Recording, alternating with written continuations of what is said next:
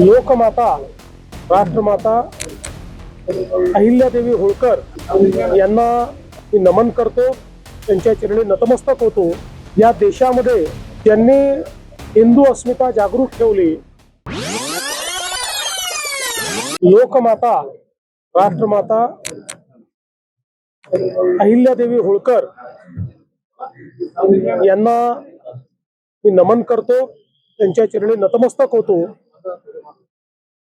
या देशामध्ये ज्यांनी हिंदू अस्मिता जागृत ठेवली, ज्यांनी अनेक आक्रमणानंतर सनातन धर्म जिवंत ठेवला, ज्यांनी लोकशासन आणि लोकप्रशासन कसं असू शकतं याचं आदर्श उदाहरण छत्रपती शिवरायांच्या नंतर दिलं, अशा पुण्यश्लोक अहिल्यादेवी होळकर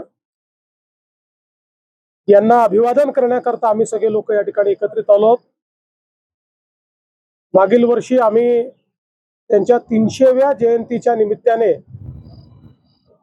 चोंडीमध्ये मंत्रिमंडळाची बैठक घेतली। महाराष्ट्रातले जेवढी शक्तीस्थळ आहेत त्यांचं पुनर्निर्माण करण्याचा निर्धार आम्ही केला आणि मला सांगताना आनंद वाटतो की जे निर्णय इथे घेतले ती सर्व कामं आम्ही सुरू केलेली आहेत आणि इथलाही विकास आराखडा हा मंजूर झालेला आहे। प्राध्यापक राम शिंदेजी यांच्या नेतृत्वात त्याच्या सर्व काही गोष्टी आम्ही पूर्ण केलेल्या आहेत। फक्त आचारसंहिता सुरू असल्यामुळे आम्हाला आज भूमिपूजन करायचं होतं, पण ते करता आलं नाही। आचारसंहिता संपल्यानंतर आम्ही भूमिपूजन करू, पण मला असं वाटतं की खऱ्या अर्थानं ज्यांनी राज्य कसं केलं पाहिजे याचा आदर्श आपल्यासमोर ठेवला त्या पुण्यश्लोक अहिल्यादेवींना मी नमन करतो। जी आश्वासनं दिली ती तुमच्या समोर आहे, कुठेही मागे आश्वासन दिलं नाही।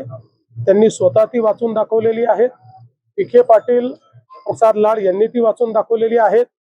त्यामुळे सातत्याने मराठा समाजाला न्याय देण्याची भूमिकाच ही आमच्या शासनाची राहिलेली आहे, त्यानुसारच कारवाई केलेली आहे। असं आहे की कशाचं ऑडिट केलं पाहिजे याचं खरं म्हणजे भान ठेवलं पाहिजे आणि इतक्या महत्वाच्या पर्वाला अशा पद्धतीनं राजकीय रूप देणं, राजकारण कुठे करायचं आणि कुठे करू नये याचं भान असावं, एवढाच माझा सल्ला आहे।